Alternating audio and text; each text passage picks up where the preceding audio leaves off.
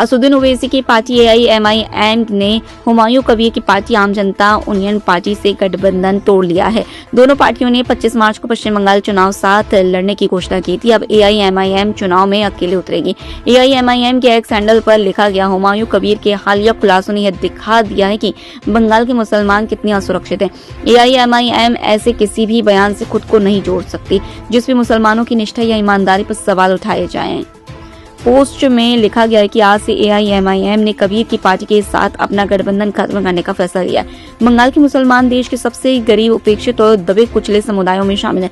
दशकों तक तथाकथित धर्मनिरपेक्ष शासन रहने के बावजूद उनके लिए कोई ठोस काम नहीं किया गया।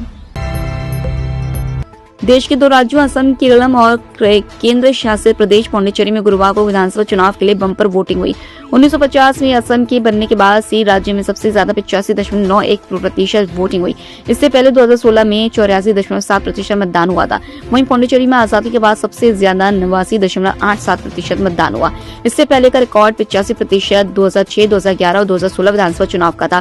केरलम में 987 के बाद यानी पिछले 39 सालों में दूसरी सबसे ज्यादा वोटिंग हुई। यहाँ 78.27% वोट डाले गए। 1987 में रिकॉर्ड 80.54% मतदान हुआ था।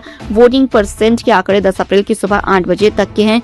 चुनाव आयोग का फाइनल आंकड़े जारी करना बाकी है।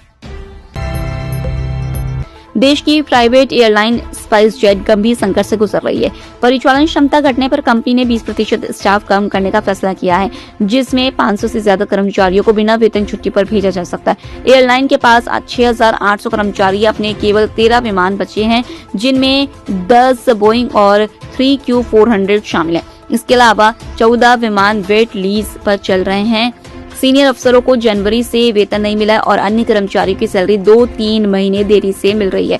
कंपनी पर GST, TDS और PF का 100 करोड़ से अधिक बकाया है। TDS अप्रैल 2025 से व GST 5 महीनों से जमा नहीं हुआ है। अमेरिका ईरान शांति वार्ता से पहले इसराइल और पाकिस्तान के बीच विवाद बढ़ गया है। इसकी शुरुआत तब हुई जब पाकिस्तानी रक्षा मंत्री ख्वाजा आसिफ ने इसराइल पर लेबनान में नरसंहार करने का आरोप लगाया। आसिफ ने कहा, इसराइल बुराई का प्रतीक है और मानवता के लिए अभिशाप है। इस्लामाबाद में शांति वार्ता चल रही है, वहीं लेबनान में नरसंहार हो रहा है। इसराइल निर्दोषों को मार रहा है, पहले गाजा में, फिर ईरान में और अब लेबनान में। मेरी दुआ है कि जिन लोगों ने देश को बनाया वे नरक में जले। पाकिस्तान की पंजाब असेंबली में प्रधानमंत्री शहबाज शरीफ, सेना प्रमुख फील्ड मार्शल आसिम मुनीर और उप प्रधानमंत्री इशाक डार को नोबेल शांति पुरस्कार के लिए नामित करने का प्रस्ताव पेश किया गया।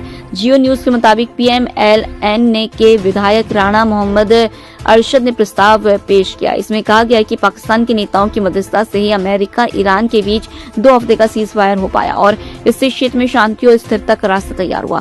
8 अप्रैल को अमेरिका ने ईरान से सीज फायर का ऐलान किया था। ट्रंप ने बताया था कि उन्होंने यह फैसला प्रधानमंत्री शहबाज शरीफ और आर्मी चीफ आसिम मुनीर की अपील के बाद लिया था। ईरान ने भी इसकी पुष्टि की थी।